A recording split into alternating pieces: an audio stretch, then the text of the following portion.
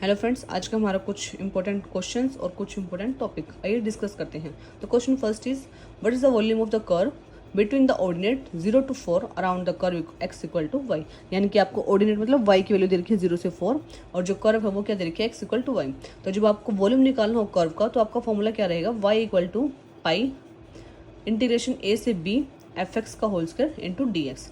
यानी कि F X मतलब वाई, वाई का स्क्वायर। यहाँ पे वाई इक्वल टू एक्स है तो वाई का स्क्वायर इक्वल टू क्या हो जाएगा, एक्स का स्क्वायर।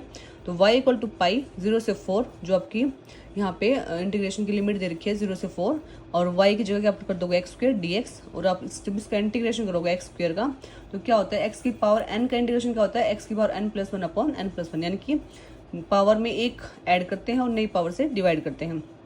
तो इसी तरीके से एक्स स्क्वायर का जो इंटीग्रेशन बनेगा एक्स की क्यूब बाय 3 और लिमिट रहेगी 0 से 4। तो जो आप एक्स क्यूब में एक्स में 4 पुट करोगे तो आपके पास क्या आ जाएगा 64/3 पाई। अब 64/3 को डिवाइड कर देंगे तो हमारा आंसर क्या बनेगा 21.33 पाई। नेक्स्ट देखिए क्या दे रखा है, an asymptote is a straight line that constantly approach a given curve. जो असमटोट होता है एक स्ट्रेट लाइन होती है जो अप्रोच करती है एक गिवन कर्व की तरफ बट वो मीट नहीं करती कोई भी। आप कितना ही डिस्टेंस आगे कर लीजिए वो कभी मिलेगी नहीं लेकिन अप्रोच जरूर करेगी, ठीक है।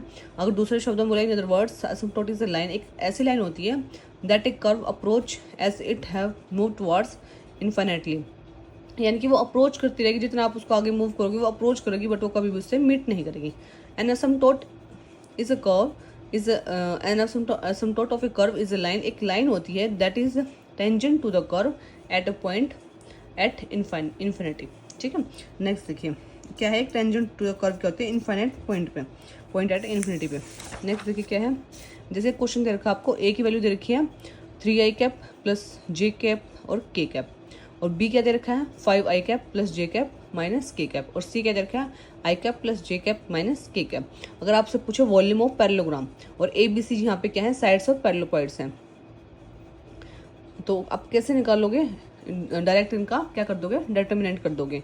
तो आई जे के कोफिशिएंट लिखने हैं 3 1 1, ऐसे बी में जो दे रखे हैं आई जे के कोफिशिएंट 5 1 -1 और 1 1 -1 डिटर्मिनेंट निकाल लेंगे। यहाँ से आपका क्या आ जाएगा वॉल्यूम ऑफ पैरेललोग्राम। नेक्स्ट देखिए the scope of the definition of exponential function is real number. जो स्कोप होता है एक्सपोनेंशियल फंक्शन के अंदर वो क्या होता है रियल नंबर होता है। Exponential function can be defined for any real number, किसी भी रियल नंबर के लिए डिफाइंड हो सकता है। Base raise to any real number, उसका बेस भी क्या हो सकता है कोई भी रियल नंबर हो सकता है। Thank you.